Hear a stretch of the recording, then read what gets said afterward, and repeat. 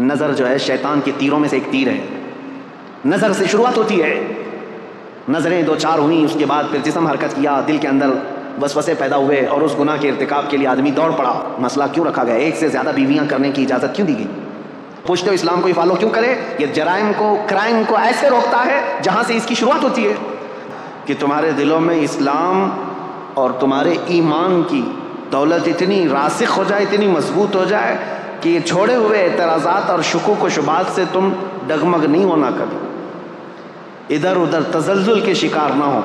سب سے پہلی چیز، اسلام کی تاریخ پر ہم آج گفتگو کر رہے ہیں تو اسلام ایک دین کیا ہوتا ہے؟ فطرت ہے انسان کے اندر، وہ کسی نہ کسی دین سے وابستہ ہے.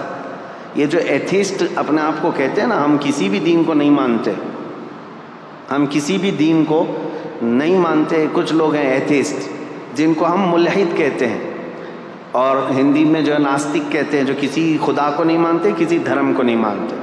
میں چیلنج کے ساتھ کہتا ہوں کہ وہ ثابت کر کے دکھائے، دنیا میں جی کر کے دکھائے کہ وہ کسی بھی دین پر نہیں چلتا. اس کا چلنا پھرنا اٹھنا بیٹھنا کچھ نہ کچھ قوانین ایسے ہیں جو کسی نہ کسی دین سے ملتے جلتے ہیں. خود سے کچھ نہیں کرتا، کسی دین سے ہی لیا ہوا ہے. بس یہ ہے کہ گالیاں دیتا ہے دین کو لیکن عمل کرتا ہے. کوئی انسان دھرتی پر ایسا نہیں ہے جس کے دل کے اندر فطرت میں یہ نہ ہو کہ وہ کسی نہ کسی دین سے تعلق رکھتا ہے. دین سے تعلق رکھنا یہ انسان کی فطرت میں شامل ہے، پیدائشی ہے. اور سب سے پہلا دین جو اس دھرتی پر آیا ہے وہ وہی ہوگا جو پہلے انسان کے ساتھ آیا ہوگا. اگر ہم بعد میں آئے ہیں اور بعد کے ہوں گے ہم ایک نیا دین لے کر کے آئے ہیں تو ہم کو اس کو ڈیفائن کرنے کے لیے، اس کو لوگوں کے سامنے اچھی طرح سے ایکسپلین کرنے کے لیے الگ الگ دلیلیں لانی پڑتی. ہم تو کہہ رہے ہیں روئے زمین پر پہلا انسان جو آیا، وہ جو دین لے کر کے آیا تھا وہ دین اسلام ہی تھا، وہ دین اسلام. اب اسلام کا سفر اس دن سے چل رہا ہے جس دن انسان نے دھرتی پر قدم رکھا ہے. سیدنا آدم علی نبینا علیہ الصلاۃ والتسلیم. دین ایک ہے، عقیدہ ایک ہے. 1,24,000 کم و بیش نبی اس دنیا میں آئے، سب کا عقیدہ ایک، دین ایک. بس شریعتیں بدلتی رہیں گی، لا چینج ہوتے رہے. لا کے چینج ہونے سے پورے دین اور عقیدے کے چینج ہونا یہ ضروری نہیں ہوتا. آدم علیہ السلام کا عقیدہ کیا تھا؟ اللہ ایک ہے. نوح علیہ السلام کا عقیدہ کیا تھا؟ اللہ. ابراہیم علیہ السلام، اسماعیل علیہ السلام کا عقیدہ کیا تھا؟ اللہ. سب نبیوں کا عقیدے میں کوئی فرق نہیں ہے، عقیدے میں کوئی فرق نہیں. سارے نبیوں کا عقیدہ تھا فرشتے موجود ہیں، سارے نبیوں کا ایمان تھا، عقیدہ تھا کہ قیامت کا دن قائم ہونے والا ہے. آخرت پر سب ان معاملات میں کوئی فرق نہیں. دین اسلام کی جو بنیاد ہے وہ آدم علیہ السلام سے ہے. اب لا جو ہیں، لا کہتے ہیں قوانین انسانوں کے جیسے جیسے بدلتے جاتے ہیں حالات، قانون بدلتے جاتے ہیں. ارے میاں ہم تو ابھی 10 سال کے اندر اتنے امینڈمنٹ دیکھ چکے پارلیمنٹ کے اندر. قانون امینڈمنٹ کیا ہوتا ہے؟ یہ سنشودھن جو ابھی لا کر کے پوری ہندوستان کو نچایا گیا کہ ہم اس میں ترمیم لا رہے ہیں. ترمیم کہتے ہیں قانون جو پہلے سے بنا ہوا ہے اس میں رد و بدل کیا جاتا ہے. پہلے یہ تھا، اب یہ ہے. یہ ہر ملک میں ہر پارلیمنٹ میں ہوتا ہے. چند سالوں کے بعد انسانوں کے یہ جو بل پاس ہوتے ہیں کیا ہوتے ہیں؟ لا تو پہلے سے یہاں پر بنے ہوئے 1950 سے ہمارے ملک میں، لیکن ابھی بھی ہر سال پارلیمنٹ میں کوئی بل پاس ہوتا ہے، کوئی نیا قانون آتا ہے. پہلے ٹیکس الگ تھا، اب ٹیکس الگ ہو گیا. یہ جو لا چینج ہوتے جاتے ہیں، اس سے کیا یہ فرق پڑتا ہے کہ پہلے آپ ہندوستانی تھے اب ہندوستانی نہیں ہیں؟ فرق پڑتا ہے؟ نہیں فرق پڑتا ہے. آپ جس دیش کے رہنے والے تھے وہ کل بھی تھے آج بھی ہیں. لا آپ کے چینج ہوتے رہے ہیں. اسی طرح میرے عزیزو بنیاد اسلام کی وہی ہے جو آدم علیہ السلام لے کر کے آئے تھے. لیکن ہر زمانے میں انسانوں کی ضرورت کے اعتبار سے ان کے لا چینج ہوتے رہے. آدم علیہ السلام کی شریعت میں کچھ مسئلے الگ تھے, نوح علیہ السلام کی شریعت میں کچھ مسئلے الگ تھے, لیکن کسی بھی نبی کی شریعت میں یہ نہیں تھا کہ تم گائے کی پوجا کر سکتے ہو, تم بندر کی پوجا کر سکتے ہو. پھر کسی نبی کے اس میں آ گیا ہو کہ نہیں یہ فلاں کی پوجا کر سکتے ہو. نہیں, آدم علیہ السلام سے لے کر میرے نبی تک عبادت صرف اللہ رب العالمین کی, ایک خدا کی عبادت ہوتی رہی, اس میں کوئی فرق نہیں. تو اب میں تاریخ اسلام جو بتا رہا ہوں تو فخر سے کہو میرا دین وہی ہے جو دنیا کی شروع سے لے کر آج تک موجود ہے. جس دن آدم علیہ السلام روئے زمین پر آئے اسی دن اسلام بھی ساتھ میں آیا ہے, اسلام اسی دن ساتھ میں آیا. اب یہاں پر باتیں آتی ہیں کہ وہ دھرم بہت پرانا ہے, یہ دھرم بہت پرانا ہے, ان کو تو یہ تک پتہ ہی نہیں ہے. کبھی کہتے ہیں 50 لاکھ سال پرانا ہے, کبھی کہتے ہیں کوئی 40 لاکھ سال پرانا ہے. یہ اٹکل پچو ہے. دنیا 1 لاکھ سال پرانی ہے یا نہیں یہ ثابت نہیں کر پائیں گے. دنیا کو قائم ہوئے یعنی آدم علیہ السلام کو اس روئے زمین پر آئے ہوئے اور اب تک کتنا سال گزرا, یہ اب تک یہ بتا نہ سکیں گے کہ 1 لاکھ سال گزرے ہیں کہ 2 لاکھ. لیکن اٹکل پچو مارے جاتے ہیں کہ ہمارا جو ماننے والا عقیدہ ہے یہ 50 لاکھ پرانا ہے. 50 لاکھ بولو, خیالی تو ہے پورا دھرم, تو 50 لاکھ بولو, 50 کروڑ بولو, سب چلے گا, کوئی مسئلہ ہی نہیں ہے, کیونکہ کہانی ہے, جتنا بھی بول لو چلے گا. ریئلٹی کیا ہے, حقیقت کیا ہے, تو پھر آپ کو ہم تاریخ کے حساب سے بتائیں گے میرا دین اس دن سے ہے جس دن آدم علیہ السلام زمین پر تشریف لائے. اب ان کے متعلق ایسا نہیں ہے کہ صرف دین اسلام ہی بولتا ہے, عیسائیوں کی کتابوں میں بھی آدم علیہ السلام کا ذکر ہے, یہودیوں کی کتابوں میں بھی آدم علیہ السلام کا ذکر ہے. یہ دنیا کے بڑے بڑے جو مذاہب مانے جاتے ہیں, دین مانے جاتے ہیں, ان سب میں بھی آدم علیہ السلام کا ذکر موجود ہے, اس کا انکار نہیں کر سکتے. آج دنیا میں جتنے ریلیجینز پائے جاتے ہیں, یہ میری اسپیشل اسٹڈی رہی ہے پہلے. یہ اور بات ہے کہ تقریباً اب کتابوں سے پڑھنے سے تعلق ختم ہو کر کے بھی 10-12 سال گزر گئے, لیکن ہماری اسپیشل اسٹڈی اسی پر ہوتی تھی, تقابل ادیان.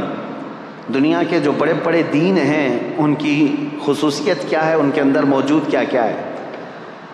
اس طرح سے اگر میں فرق کر کے بتاؤں تو سب سے زیادہ میجورٹی میں, اگر پوری دنیا میں 100 دین پائے جا رہے ہیں, 100 دین اگر پائے جا رہے ہیں تو اس میں سے 85 سے 90 دین صرف ہندوستان میں ہیں, باقی پوری دنیا میں.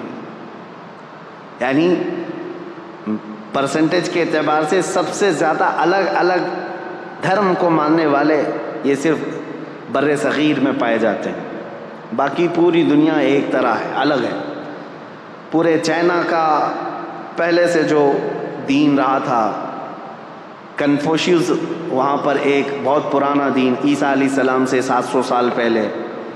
پھر بدھزم, یہ بھی حضرت عیسیٰ علیہ السلام سے تقریباً 700-800 سال پہلے سے.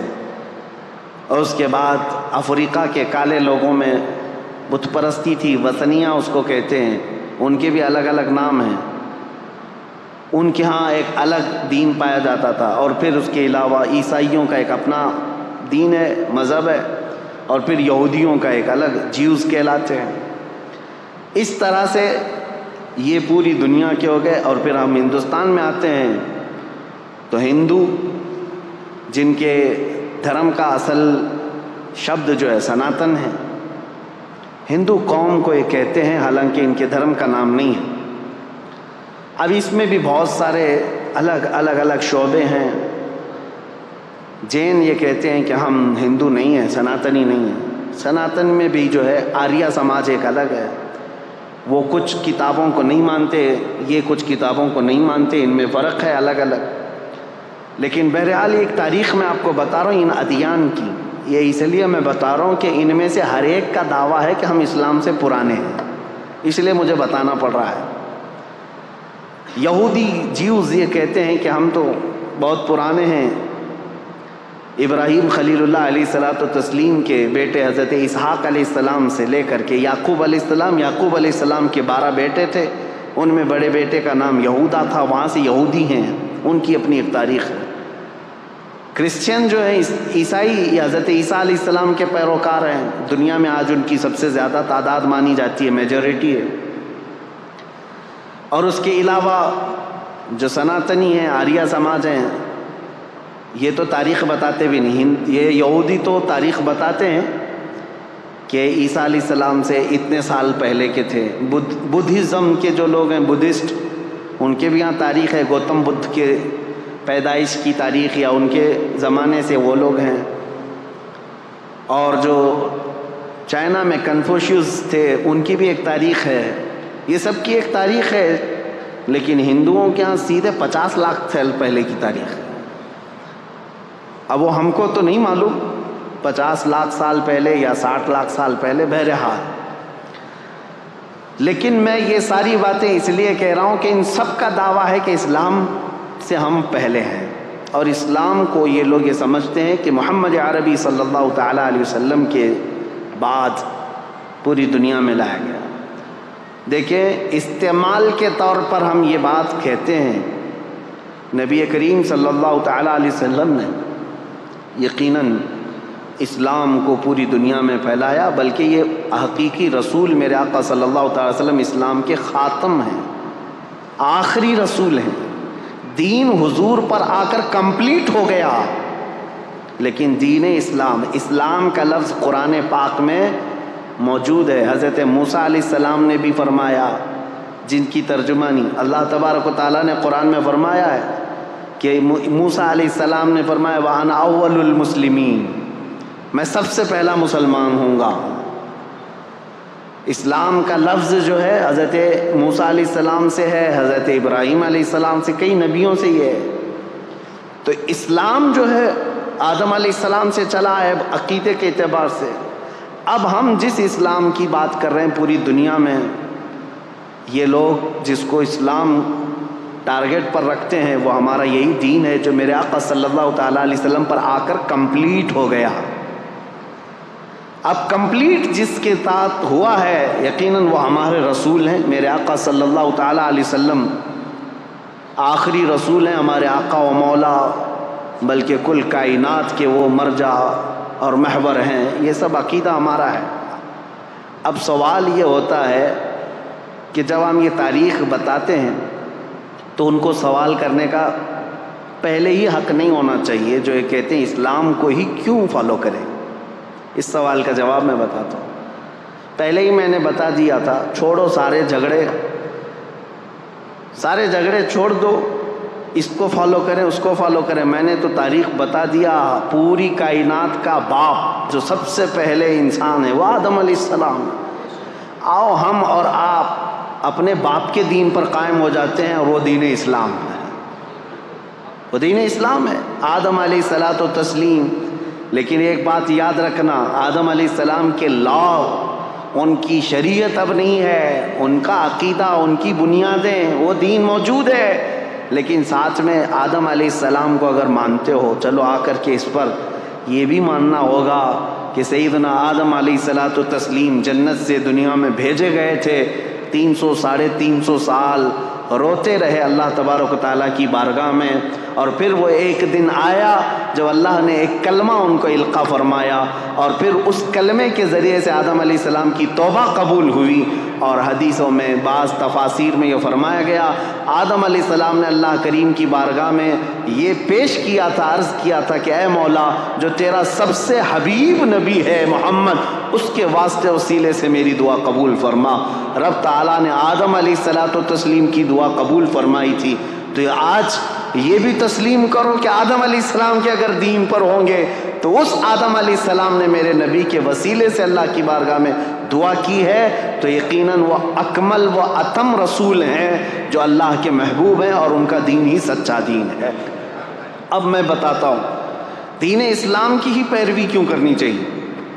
سوال یہ، اب میں اسی بات پر اگر چل پڑوں تو پوری رات گزر جائے۔ وجہ یہ ہے، میرا دین جس بات کا اعلان کرتا ہے اس کو امپلیمنٹ کر کے بتاتا ہے۔ دین اسلام میں کسی شعبے میں کمی نہیں ہے۔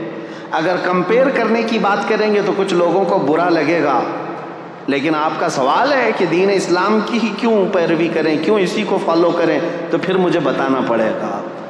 دین اسلام کو فالو کرنے کے لیے اس لیے کہ پورے حیات کا اگر نظام تمہیں چاہیے اپنے جینے کا تو صرف اسلام ہی دیتا ہے، صرف اسلام دیتا ہے۔ یہ میرا چیلنج ہے، جینے کا سلیقہ صرف اگر تم چاہتے ہو تو جینے کے سلیقے میں یہ صرف یہ نہیں آتا چار دیواری کے اندر جینا، انسان کے جینے کے سلیقے میں اس کی تجارت بھی آتی ہے، اس کی شادی بیاہ بھی آتے ہیں، اس کے پڑوسی بھی آتے ہیں، اس کا بازار بھی آتا ہے، اس کا بزنس بھی آتا ہے، حتیٰ کہ اس کا حکومت کرنا، اس کا وزیر بننا، سپاہی بننا، یہ ساری چیزیں جینے کے حقوق میں آتے ہیں۔ اور ہر شعبے پر اسلام تمہیں پورا پورا چیپٹر عطا کرتا ہے، ایک مسئلہ نہیں، پورا پورا چیپٹر ہے۔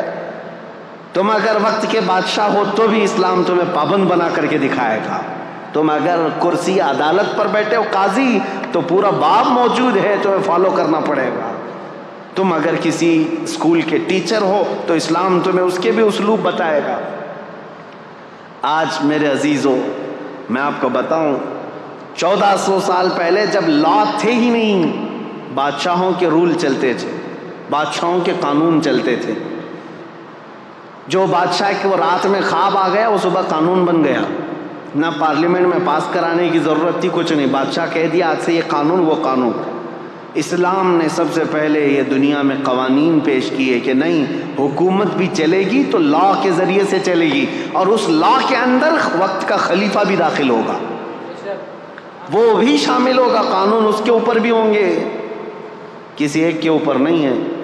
کئی مرتبہ ایسا ہوا ہے میرے عزیزو، خلفائے راشدین سے افضل اس امت کے صحابہ میں سے لے کر آخری زمانے تک کوئی نہیں ہے۔ نبیوں کے بعد خلفائے راشدین سب سے افضل لوگ ہیں، لیکن کئی مرتبہ ایسا ہوا ہے کہ حضرت عمر فاروق رضی اللہ تعالیٰ، حضرت علی کرم اللہ وجہہ الکریم عدالت میں حاضر ہوئے قاضی کے سامنے، وہ خلیفہ ہوتے ہوئے بھی عدالت میں حاضر ہوئے ہیں۔ نہ قاضی نے ان کے خلیفہ ہونے کا وہ کیا کہ وقت کا خلیفہ آیا ہے، نائب رسول ہیں، صحابی رسول ہیں، ان کی فضیلتوں میں کیا کیا حدیثیں نہیں آئی ہیں، لیکن وقت کا قاضی عدالت کے منصب پر جب بیٹھا ہے تو وہ نظریں تک نہیں اٹھاتا کہ مسئلہ فیصلے کا ہے، عدالت کا ہے۔ عزیزان گرامی اوقات، اسلام کی یہ خوبیاں ہیں جس کی وجہ سے ہم کہتے ہیں فالو کرنے کے لائق صرف اسلام ہے۔ یہ دین مکمل ہے، انکمپلیٹ نہیں ہے، کمپلیٹ دین ہے۔ لاؤ تم زندگی کا جو بھی شعبہ، میں بتاتا ہوں اسلام کے ذریعے سے اس کے متعلق کیا حل ہے۔ کہیں دوسری جگہ ہم نے دیکھا ہے یا تو عورتوں کے حقوق نہیں ملتے، کہیں بچوں کے حقوق نہیں ملتے، کہیں شادی کے مسائل نہیں ملتے، کہیں تجارت کے مسائل نہیں ملتے، کہیں جرائم کے متعلق باتیں نہیں ملتی۔ آج میں آپ کو بتاؤں اسلام کی خوبیاں۔ ایک ڈاکٹر ہے امریکن، وہ ابھی اسلام قبول کر چکی ہیں، لیڈی ڈاکٹر ہے، انہوں نے کہا میں نے بہت پڑھائی کی، دیکھا بہت سارا فرق یہ ہے کہ برائیوں سے ہر دین روکتا ہے، ہر مذہب روکتا ہے، بلکہ آج کے قوانین بھی روکتے ہیں، لیکن ان کے اندر دگلا پن ہے۔ صاف صاف میں بتا رہا ہوں، شراب اچھی چیز نہیں ہے، سارے لوگ کہتے ہیں، صحیح بات ہے، سارے لوگ کہتے ہیں، قانون کئی کنٹریز میں ہیں، شراب پی کر کے کچھ بھی کرے گا تو ظاہر سی بات ہے اس پر پکڑ بھی ہوتی ہے۔ جگہ جگہ روڈ پر ہم دیکھتے ہیں ڈونٹ ڈرنک اینڈ ڈرائیو، شراب پی کر کے گاڑی مت چلاؤ۔ کیوں میاں، کیا ہوتا ہے شراب پی کر؟ ارے یہ پولیس والے تو گھس گھس کر کے منہ سونکھتے رہتے ہیں کہ شراب پیا ہے کہ نہیں ہے، رات کو ان کی ڈیوٹی رہتی ہے شراب پیا ہے کہ نہیں، ہر ایک کا منہ چیک کرتے رہے۔ کیوں؟ قانون کے خلاف ہے، اور گاڑی اگر چلا رہا ہے شراب پی کر کے ٹھوکے گا، کسی کو مارے گا، خود بھی مرے گا، دوسرے کی بھی جان کو خطرے میں ڈالے گا۔ یہی مسائل ہے نا۔ ہم سوال یہ کرتے ہیں جب یہ اتنی خطرناک چیز ہے کہ کبھی بھی ایکسیڈنٹ کرتا ہے آدمی، کبھی بھی ایکسیڈنٹ کرتا ہے، کسی کو مار سکتا ہے، بلکہ پی کر کے جائے اور سیف ڈرائیونگ کر کے بھی جائے تو جا کے گھر میں بیوی کو تو مارتا ہی ہے، گھر میں پتہ نہیں کیا کیا کرتا ہے. کہا یہ تو ہوتا ہے. ہم نے کہا یہ سب لکھ کر کے لگاتے آپ ہو، ڈونٹ ڈرنک اینڈ ڈرائیو، لیکن ہمیں یہ بتاؤ کہ اس کو پینے کی جگہ کہاں ہوتی ہے اور اس کو پلانے والے کو لائسنس کون دیتا ہے؟ کوئی ایک بھی شراب کی دکان کیا حکومت کی پرمیشن کے بغیر علل اعلان چلائی جا سکتی ہے؟ نہیں. میاں ایک طرف تم خود ہی لائسنس بانٹتے ہو کہ شراب بیچو، اور اس کے بعد پھر لوگوں کو پابندی بھی لگاتے ہو پینا نہیں.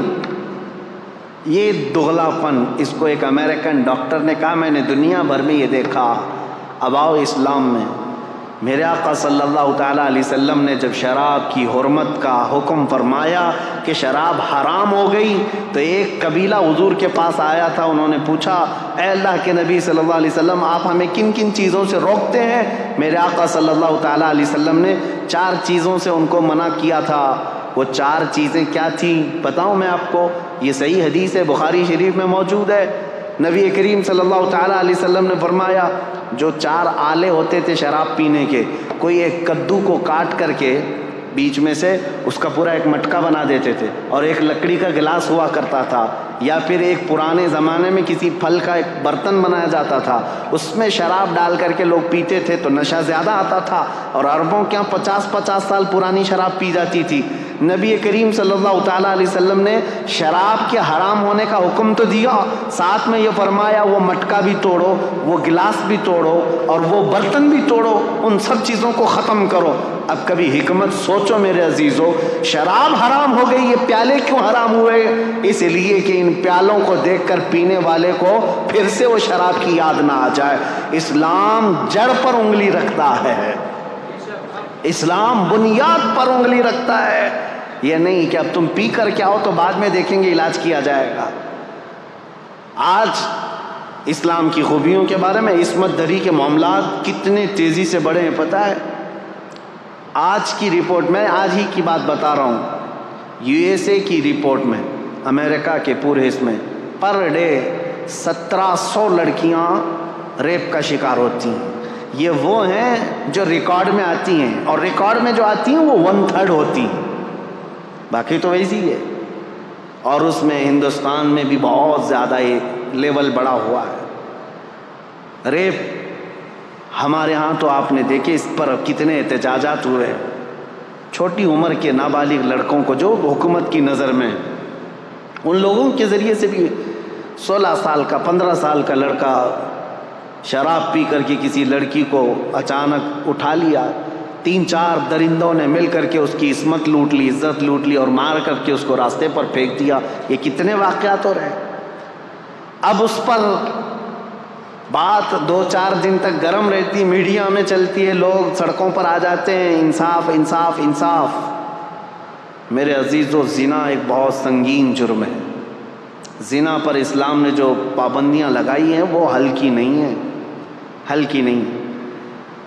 آپ میں سے کوئی بھی عزت والا، میں ان سے پوچھتا ہوں جو ہندو ہیں، جو کرسچن ہیں یا دوسرے دھرم والے، میں ان سے پوچھتا ہوں کیا تم اس بات کو پسند کرتے ہو کہ تمہاری بہن کو کوئی بھی اٹھا کر لے جائے اور اپنے بستر کی زینت بنائے؟ ہرگز نہیں پسند کرو گے، کوئی نہیں پسند کرتا اس بات کو. تمہاری ماں کو کوئی لے جائے، کوئی بہن کو لے جائے، کوئی بیٹی کو لے جائے، ہرگز تم بھی نہیں پسند کرتے. میرے دین کی خصوصیت یہ اپنی جگہ پر، میں ان سے پوچھتا ہوں تم پسند کرتے ہو؟ نہیں پسند کرتے. جب یہ اتنا گھناؤنا جرم ہے نہیں پسند کرتے اس کو کوئی بھی، لیکن یہ کنٹینیو ہوتا چلا آ رہا ہے. کیوں ایسا ہے؟ اس کی وجہ کیا ہے؟ یہ بڑھتے ہوئے ریپ کے کیسز. میرے عزیزو، سارے دین، سارے دھرم اس کے خلاف تو ہیں، لیکن اسلام نے جو دردناک سزا رکھی ہے وہ ایسی ہے کہ زنا کرنے والا سوچ کر کے کانپنے لگ جائے. پورے سورہ نور کی شروعات اللہ تعالیٰ نے فرمایا سورۃ انزلناہا وفرضناہا وانزلنا فیہا آیات بینات لعلکم تذکرون الزانیۃ والزانی فاجلدوا کل واحد منہما 100 جلدہ ولا تأخذکم بہما رأفۃ فی دین اللہ ان کنتم تؤمنون باللہ والیوم الآخر وَلْيَشْهَدْ عَذَابَهُمَا طَائِفَةٌ مِّنَ الْمُؤْمِنِينَ. پوری آیت ہے، اللہ تعالیٰ فرماتا ہے زنا جس نے کیا، زنا کیا ہے؟ غیر قانونی کام کیا تم نے، شادی نہیں کیا تھا، ایک مرد اور ایک عورت، ان دونوں نے جسمانی تعلق قائم کیا، تو اللہ فرماتا ہے اگر یہ غیر شادی شدہ ہے، غیر شادی شدہ مطلب مرد بھی شادی شدہ نہیں تھا، عورت بھی شادی شدہ نہیں تھی، ان کی شادی کی بات نہیں ہو رہی، یہ پرسنل ان کے اپنے اپنے گھروں میں شادی شدہ اگر نہیں ہے تو ان کو 100 کوڑے مارو. کوڑا جو ہے نا وہ بیلٹ نہیں ہوتا ہے صرف، یا کوئی رسی کا نام نہیں، وہ چمڑے کا بیلٹ ہوا کرتا بڑا، ایک بار آج لگ جائے تو چمڑی ساتھ میں لگ کے آ جائے. 100 کوڑوں پر تو آدمی کی موت بھی ہو سکتی، بلکہ قریب موت کی ہو جاتا ہے. اور اگر شادی شدہ ہے تو کہا گیا کہ پتھروں سے اس کو ہلاک کر دیا جائے گا. سنسار، اس کو لوگ مذاق میں لیتے ہیں. آج وہ لوگ یہ کہتے ہیں اتنا خطرناک کہ کسی کو مار دیا جائے گا.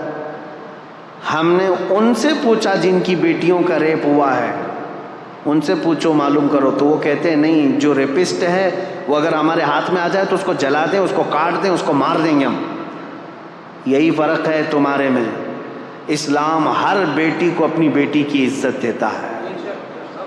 ریپسٹ کو یہ جو دردناک سزا دی گئی، زانی کو قرآن کی ترتیب سنیے، صرف اتنا ہی نہیں ہے کہ ان کو رجم کیا جائے گا یا کوڑے مارے جائیں گے، بلکہ اللہ تعالیٰ فرماتا ہے وَلَا تَأْخُذْكُمْ بِمَا رَأْفَةٌ فِي دِينِ اللَّهِ. ان دونوں کے بارے میں اللہ کے دین میں کے معاملات میں ذرا برابر بھی نرمی مت کرنا، اللہ کا حکم ہے. اور پھر اس کے آگے تیسرا حکم یہ ہے وَلْيَشْهَدْ عَذَابَهُمَا طَائِفَةٌ مِّنَ الْمُؤْمِنِينَ. ایسا نہیں کہ تنہائی میں کہیں کسی روم میں لے جا کر کے مار دو ان دونوں کو. اللہ فرما رہا ہے ان کی سزا پر سارے مومنوں کو جمع کرو، سب کے سامنے سزا ہوگی. یہ سزا اتنی دردناک ہوتی ہے میرے عزیزو کہ انسان سوچنے سے بھی کانپنے لگ جاتا ہے.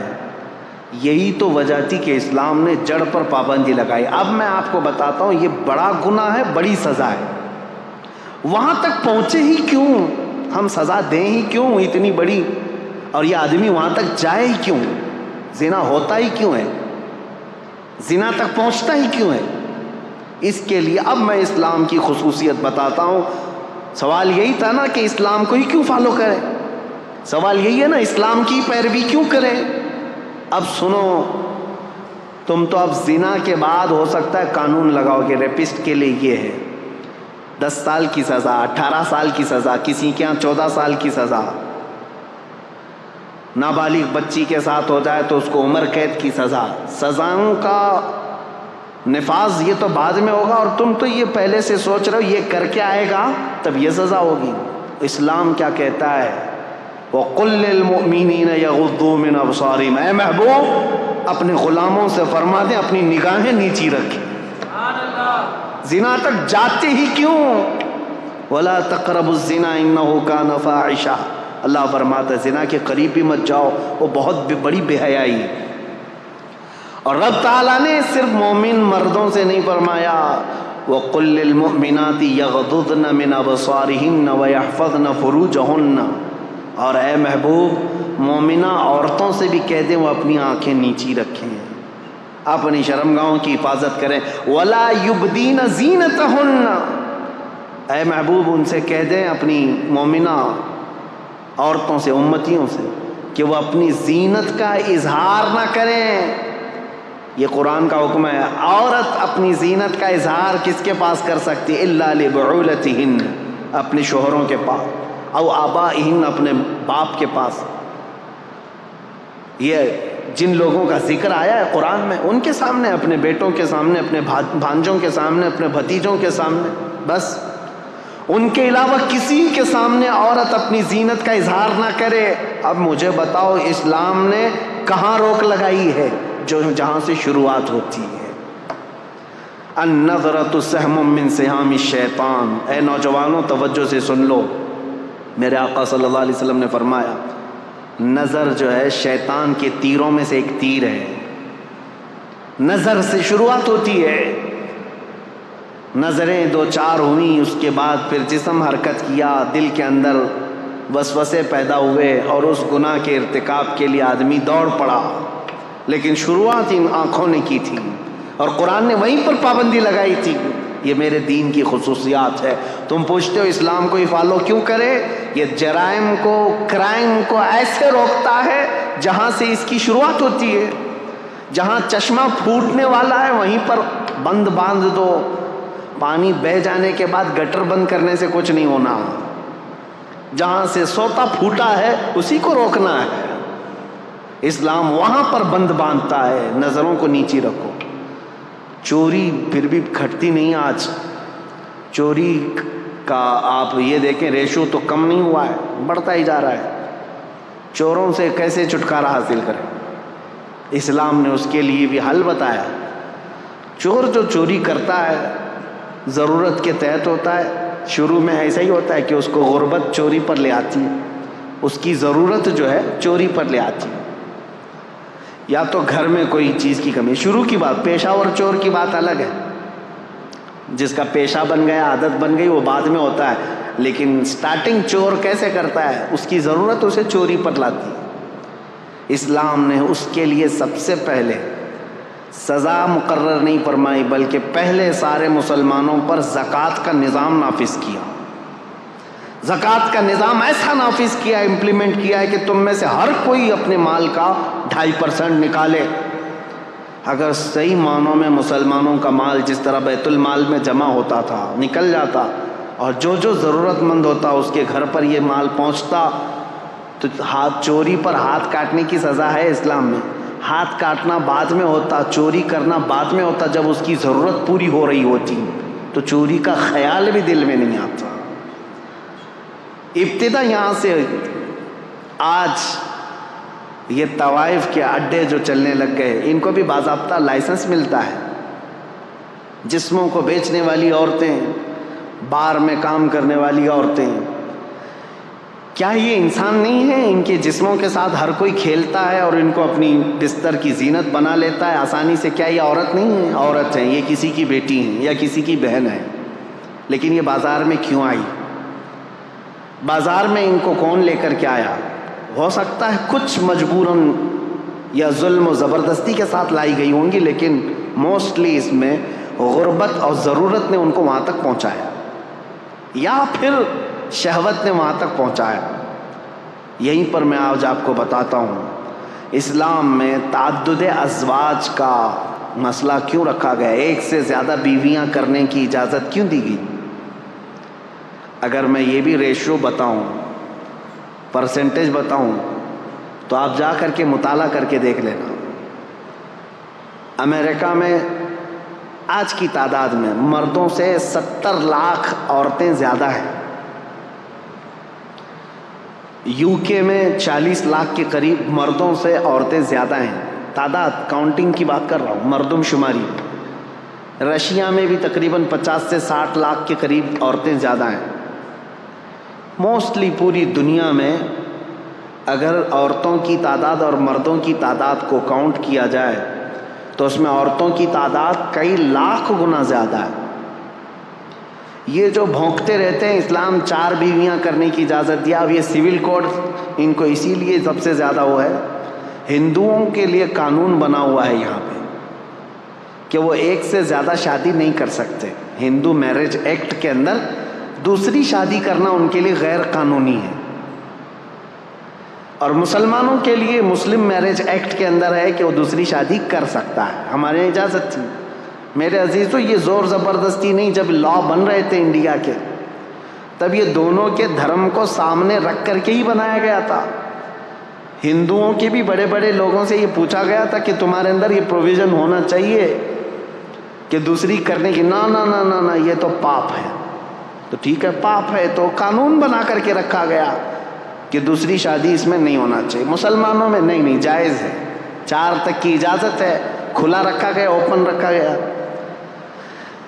ایک رپورٹ ہمارے پاس یہ بھی ہے، 71 سے لے کر 91 تک، 1971 سے 1991 تک کی یہ 20 سال کی رپورٹ کے اندر ہندوستان میں سروے کی ہوئی ایک رپورٹ موجود ہے جس میں ڈبل شادی کرنے والوں کی تعداد سب سے زیادہ ہندوؤں کی ہے، جبکہ اللیگل ہے۔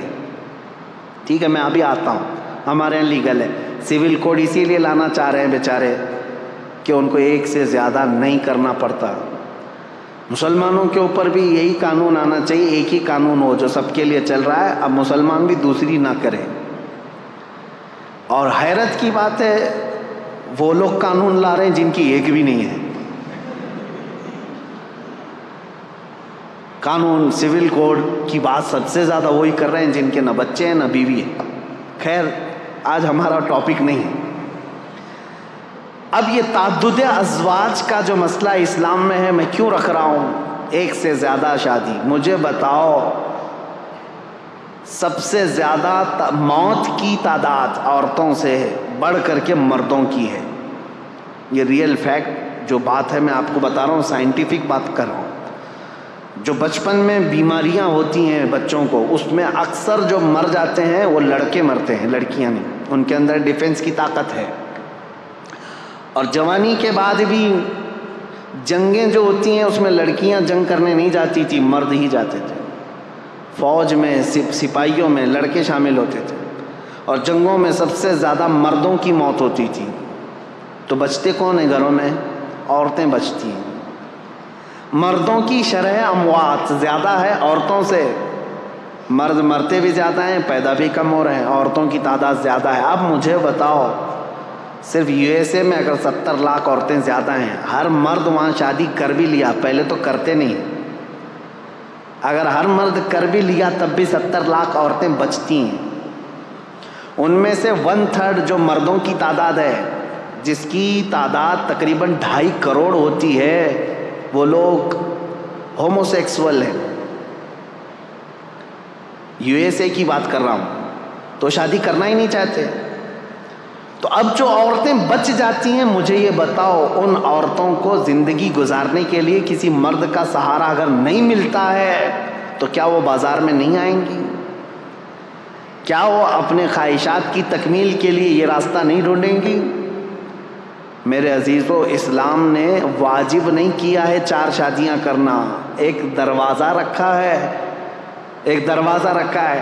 کیا واجب ہے دوسری شادی کرنا؟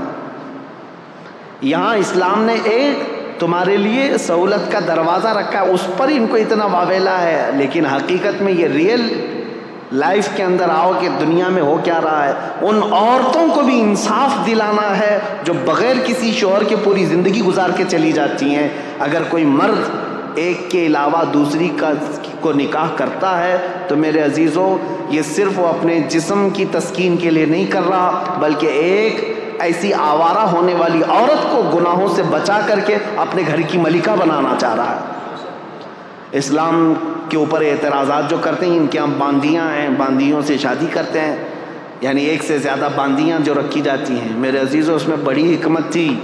پہلے جو ہے جنگوں میں جب ایک فوج کو دوسری فوج پر فتح حاصل ہوتی تو سامنے والوں کا سارا مال بھی لے آتے، وہاں کے جتنے قیدی ہوتے ان کو غلام بھی بنایا جاتا، اور ان کی جو عورتیں ہوتی تھیں وہ باندیاں بن جاتی تھیں، باندیاں بن کر کے سب کو بانٹ دی جاتی تھی۔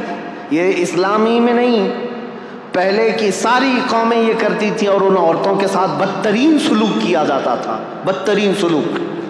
ان کو جانوروں کے ساتھ باندھا جاتا تھا، اور پھر جب خواہش ہوتی ان کے ساتھ جمع کرتا آدمی، اور پھر ان کو وہاں باندھ کر کے رکھتا، باندیوں کو جو جنگوں میں حاصل کی ہوئی عورتیں ہوتی تھیں۔ یہ اسلام تھا۔ میرے آقا صلی اللہ تعالیٰ علیہ وسلم کے آخری الفاظ پتہ ہے؟ حضور کی وفات کے وقت سب سے آخری الفاظ 2 ہی تھے، الصلاۃ و ملک یمین، نماز اور اپنے ماتحت رہنے والی باندیوں کا خیال کرو، غلاموں کا خیال کرو۔ میرے آقا صلی اللہ علیہ وسلم نے اس وقت فرمایا جب آپ کی روح رب اعلیٰ کی طرف جا رہی تھی۔ یہ باندیوں کے حقوق کیوں میرے آقا نے فرمایا؟ کہ صرف یہ کام کاج کی مشینیں نہیں ہیں، ابھی اگر جنگوں کے بعد تمہارے ہاتھ آئی ہیں تو انہیں نکاح کرو اور ان کو اپنے گھر کی زینت بناؤ۔ وہ ملکہ بن کر کے رہی ہیں، ایک دو نہیں، ہزاروں تاریخ اسلام میں موجود ہیں جو صحابہ کے نکاح میں آئیں اور ان سے اولاد بھی ہوئیں، ان سے بڑے بڑے فقیہ اور محدث بھی پیدا ہوئے۔ ان عورتوں کو آوارہ ہونے سے اسلام نے بچایا۔ میرے عزیزوں، میں کتنی باتیں عرض کروں، اسلام کی ہی پیروی کیوں کی جائے؟ یہ خوبیاں اگر میں بتاتا رہوں، یہ آپ کے لیے نہیں ہے، آپ آلریڈی اللہ تعالیٰ کی طرف سے ہدایت دیے ہوئے ہیں۔ اللہ تعالیٰ نے آپ کو اسلام پہلے سے دیا ہے، یہ اس کا شکر ہے۔ میں ان لوگوں سے پوچھ رہا ہوں، ان لوگوں سے کہہ رہا ہوں جو یہ کہتے ہیں اسلام کی پیروی کیوں کریں، اس کے اندر کیا خصوصیت ہے، اسلام کو فالو کیوں کریں؟ ان کے لیے میں کہہ رہا ہوں اسلام پورا نظام حیات ہے، پوری زندگی کا دستور ہے، اور چیلنج ہے میرا یہ، کوئی بھی لے کر کے آ کر کے دکھائے، میں بتاؤں گا کہ انکمپلیٹ ہے تمہارے یہاں، انکمپلیٹ۔ کسی بھی دین میں جاؤ، ایک اور خاتون کی بات میں کرتا ہوں، رشیا کی، وہ دین اسلام میں آئیں تو انہوں نے لکھا ہے، وہ بھی ایک خاتون ہے، نام میں نہیں جانتا یا یاد نہیں ہے ابھی مجھے نام۔ انہوں نے کہا کہ میں دین اسلام میں داخل ہوئی، لوگ یہ پوچھتے ہیں سبب کیا تھا، وہ کہتی ہیں کہ اس طرح سوال کرنا بھی میں اس کو غلط سمجھتی ہوں کہ اسلام کی اتنی بڑی عظمت کے لیے یہ سوال ہونا ہی نہیں چاہیے، کوئی اسلام میں آ رہا ہے تو کس وجہ سے آیا۔ وہ خاتون کہتی ہیں میری تو وجہ یہ تھی، سب سے بڑی وجہ کہ میں نے صرف اس دین میں دیکھا کہ بندہ بغیر کسی، جیسے پجاری کے، پادری کے، جیسا ان کے ہاں پورا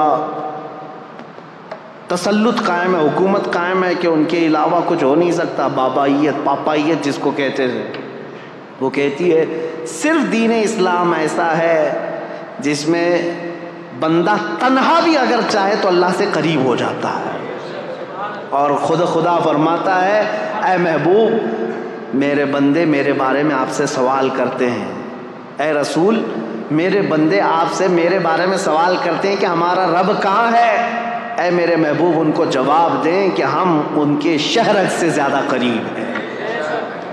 اللہ فرماتا ہے قرآن پاک میں بہت قریب ہوں تم سے۔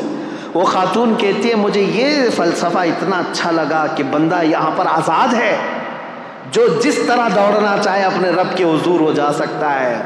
عیسائیت میں نہیں ہے، بہت ساری جگہوں پر ایسا ہے کہ پوجا بھی تم خود سے نہیں کر سکتے جب تک پجاری نہ آ جائے، پنڈت نہ آ جائے، ان کے بغیر اگر کیا تو پاپ کیا تم نے۔ اور عیسائیوں کے یہاں ایسا ہے کہ جو پادری ہے، پاپ ہے، ان کے بھی لیول ہیں الگ الگ، وہ تمہیں عبادت کروائیں گے اور خدا کے قریب پہنچائیں گے۔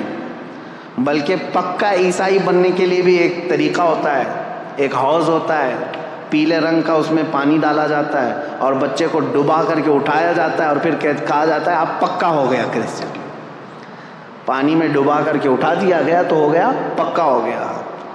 افریقہ میں ہیں کالے لوگ، گرم سلاخیں لیتے ہیں، آگ میں تپاتے ہیں اور چہرے پر یہاں چار نشان لگاتے ہیں اور کہتے ہیں اب ہمارے دین میں پکا ہو گیا۔